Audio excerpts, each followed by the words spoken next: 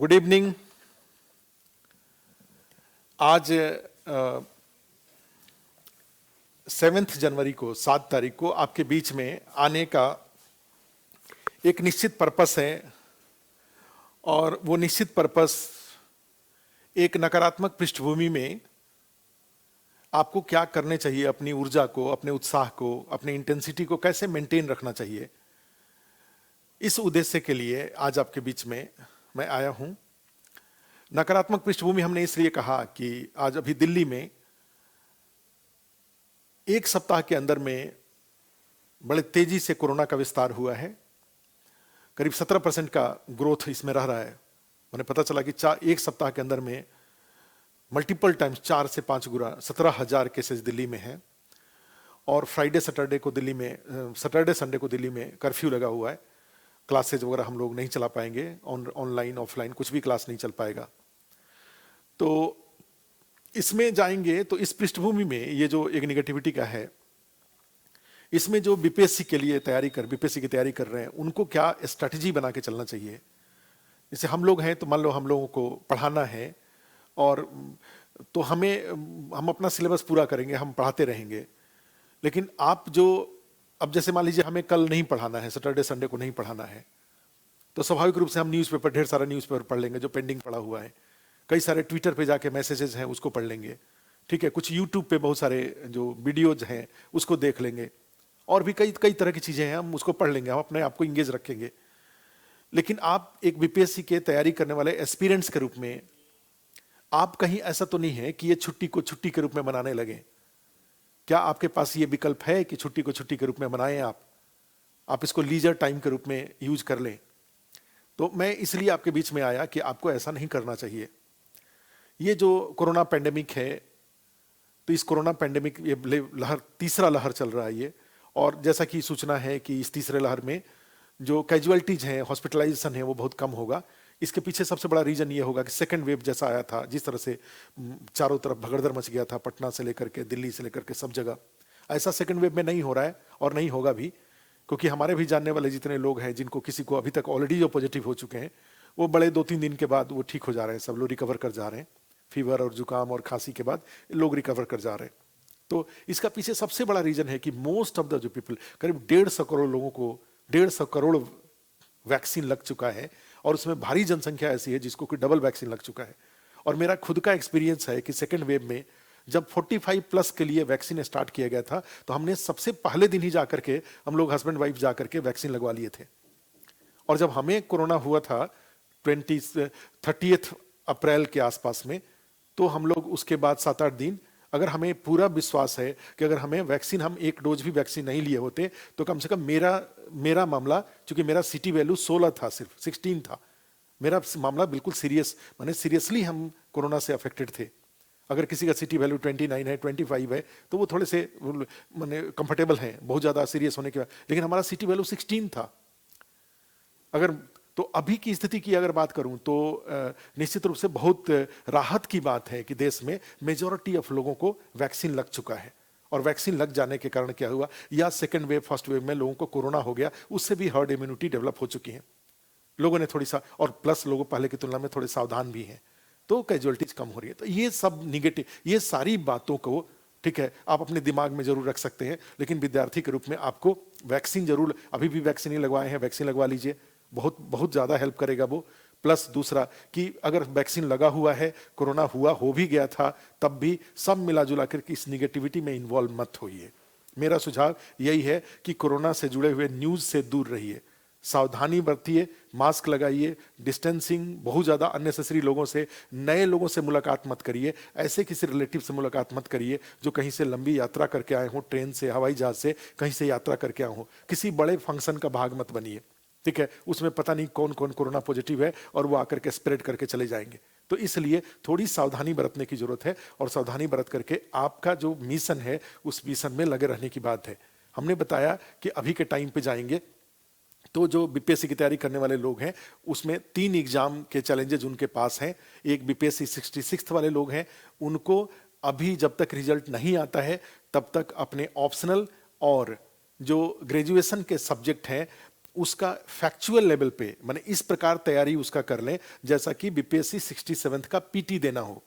जैसे किसी का पॉलिटिकल साइंस है तो पॉलिटिकल साइंस के लिए एक कोर जो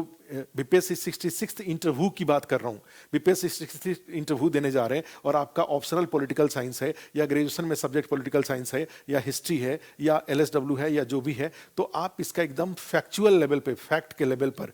ठीक है, भारत के संविधान में कितने भाग हैं, भारत के संविधान में कितने शेड्यूल्स हैं, भारत के संविधान में कितने आर्टिकल्स हैं, भारत के संविधान के कुछ इंपॉर्टेंट आर्टिकल बताइए जो कि आपको अट्रैक्ट किया, ठीक है, राइट टू एजुकेशन को फंडामेंटल राइट किस कॉन्स्टिट्यूशनल अमेंडमेंट से दिया गया, इस तरह की बातें, ठीक है, आपको बिल्कुल क्या करना चाहिए, आपको उसके लिए आपको पीटी की तरह जो कोर कॉन्स्टिट्यूशन है या पॉलिटिकल साइंस का कोई बुक है उसको पढ़ जाना चाहिए, जिससे कि अगर आपसे कभी पूछा जाए कि कोई मान लीजिए पॉलिटिकल थिंकर्स है, उसका बुक का नाम, उसके कोई स्टेटमेंट बताइए, तो आपसे गलती ना होने पाए। क्योंकि मेंस का रिजल्ट के पहले आपको ये जो स्टैटिक पार्ट है, जो ऑप्शनल और ग्रेजुएशन के जो सब्जेक्ट हैं, वो उसका फैक्चुअल नॉलेज आपको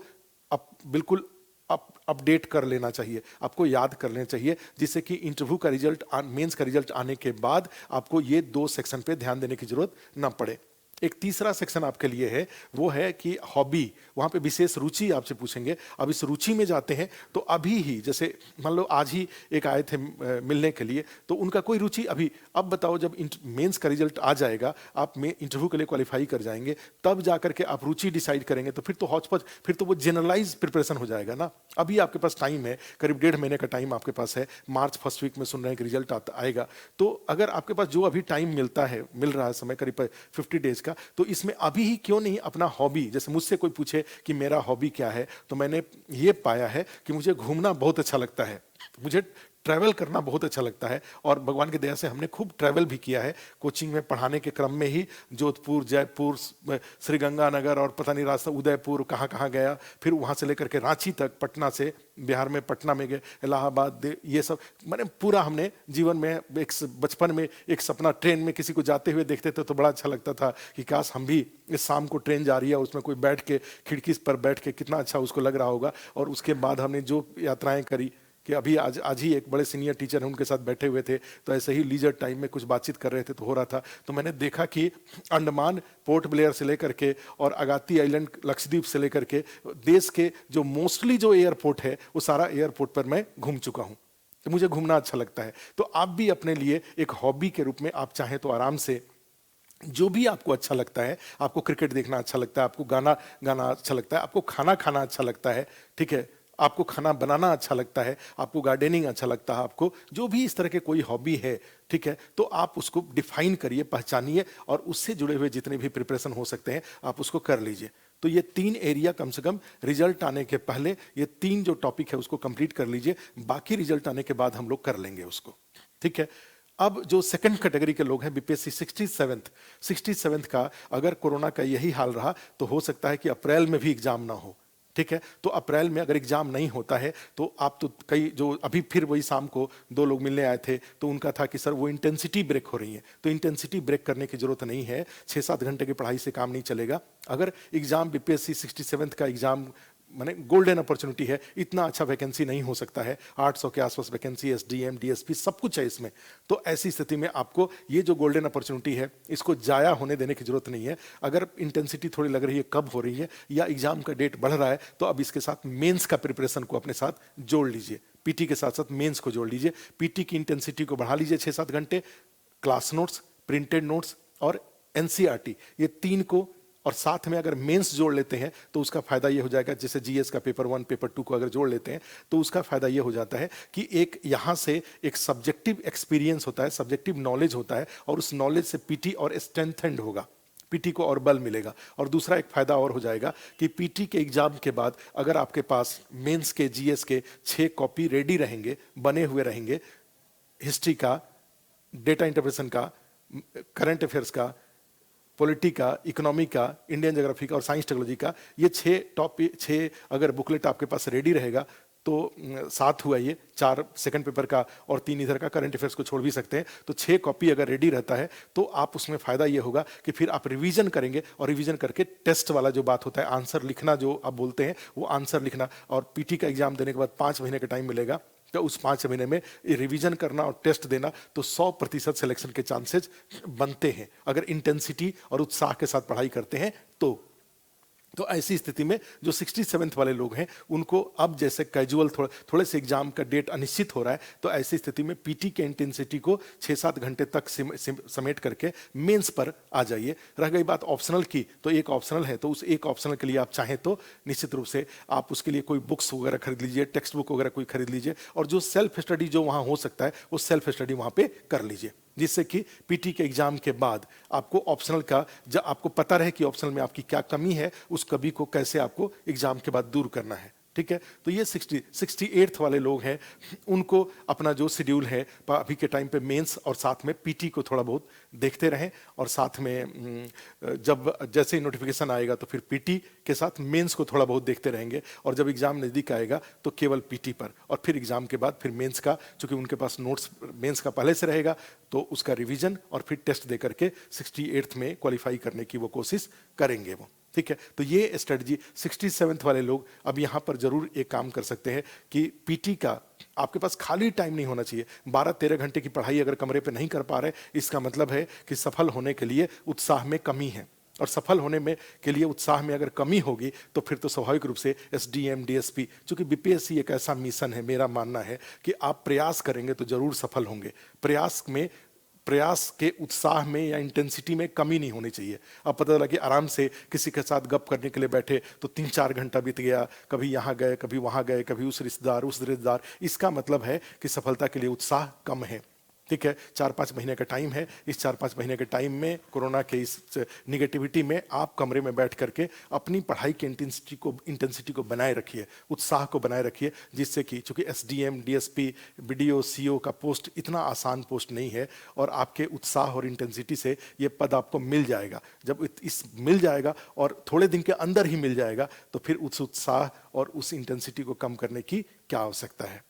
रह गई बात कोचिंग से, तो कोचिंग से इस निगेटिविटी के दौरान जो भी सपोर्ट आपको चाहिए वो सब सपोर्ट आपके लिए अवेलेबल है। टेस्ट सीरीज का जो यहाँ पे पुराने क्वेश्चन है, वो पुराने क्वेश्चन पेपर अगर आपको चाहिए, जो यहाँ पे 2-3 राउंड बीपीएससी 67 पीटी के लिए क्वेश्चन पेपर और विथ एक्सप्लेनेशन है, अगर वो आपको चाहिए तो वो बिना किसी चार्ज के, अगर आप ये नंबर पे अगर अपना मैसेज करते हैं व्हाट्सएप नंबर पे 9540444460 इस नंबर पे, या 8800233080 इस पे अगर आप व्हाट्सअप करते हैं ये क्वेश्चन के लिए, तो 12-15 के आसपास क्वेश्चन पेपर है, 150 के फुल पेपर है, सब्जेक्ट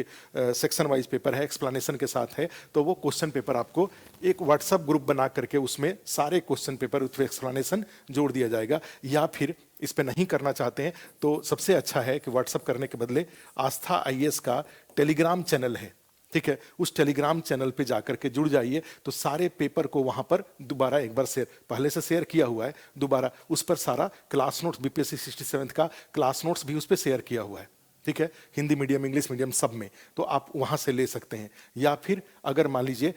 आपको लगता है कि अभी प्रिपरेशन में जो 110-105 के लेवल पे क्वेश्चन सही नहीं हो रहे, तो अब आपको फिर एक मौका मिल रहा है कि जो भी क्लासेज यहाँ पे हुए हैं उसका रिकॉर्डिंग का एक्सेस ले लीजिए, और रिकॉर्डिंग का एक्सेस लेकर के अपना जो वीक एरिया है, जैसे इकोनॉमी कमजोर है, साइंस कमजोर है, या ज्योग्राफी कमजोर है, या कोई कमजोर बिहार स्पेशल कमजोर है, या सब में इंप्रूवमेंट की जरूरत है, तो आप उसको एक्सेस लेकर के वीडियो के थ्रू भी अपना क्लास को कंप्लीट कर सकते हैं। फिर एक मौका आपको डेट बढ़ने उड़ने के की संभावनाओं के बीच आपको मिल जाता है। एक ये है, या फिर जो क्लास नोट्स वगैरह अवेलेबल है उसको यूज करके मेंस का भी टेस्ट सीरीज यहाँ पे हमने देखा कि अस्थाई में प्लान किया गया है। क्योंकि जब पीटी में थोड़े टाइम लग रहे हैं, तो ऐसे लोग जिनका पीटी अच्छे से तैयार है, जो पहले पीटी क्वालिफाई होते रहे हैं और इस बार भी उनका कोई टेस्ट पेपर लगाते हैं तो उसमें उनको 110-115 सही हो रहा है, तो वो पीटी पर अपनी पढ़ाई को बस बनाए रखना है। मेंस की तैयारी के साथ साथ वो चाहें तो क्वेश्चन आंसर लिखने का प्रैक्टिस कर सकते हैं। ठीक है, यहाँ से भी एक एक कहा जाए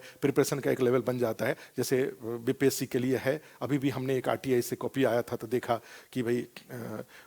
कुछ उसमें तकनीकी गड़बड़ियाँ थी तो उसको हमने देखा, लेकिन साथ में ये उस कॉपी में ये कमी देखा कि बार बार बोलने के बावजूद कि बीपीएससी में जो मेंस का कॉपी होता है वो पढ़ा नहीं जाता है, देखा जाता है। देखने का मतलब ये होता है कि आपको आंसर में हर पेज में 2-1 2-1 2-1 आपको डायग्राम टेबल आपको इंटेंशनली डालना चाहिए, और इसके लिए डायग्राम टेबल होता भी है, क्योंकि पढ़ाई याद के बदले अनुमान पर कई बार आंसर लोग लिखते हैं, इस कारण से वो टेबल और डायग्राम जा नहीं पाता है। ठीक है, बीपीएससी में याद के आधार पर आंसर अगर लिखेंगे और डायग्राम टेबल डालेंगे तो क्वालिफाई करने से आपको कोई रोक नहीं सकता है। तो अभी के टाइम पे जिसको जैसा अपनी समीक्षा करे, अपना रिव्यू करे, रिव्यू करके आवश्यकता अनुसार आप मेंस पर भी थोड़े बहुत ध्यान देना स्टार्ट कर सकते हैं, या पूरी तरह से मेंस पर 12 घंटे की पढ़ाई करते हैं तो 3 घंटे के आसपास पीटी पे, 9 घंटे 8 घंटे आप मेंस पर भी ध्यान दे सकते हैं। ठीक है, कोरोना के इस पेंडेमिक में पॉजिटिविटी बनाए रखिए, उत्साह बनाए रखिए, उन चीज़ों को याद मत करिए। कोई कोरोना बार बार कहता हो तो उस पर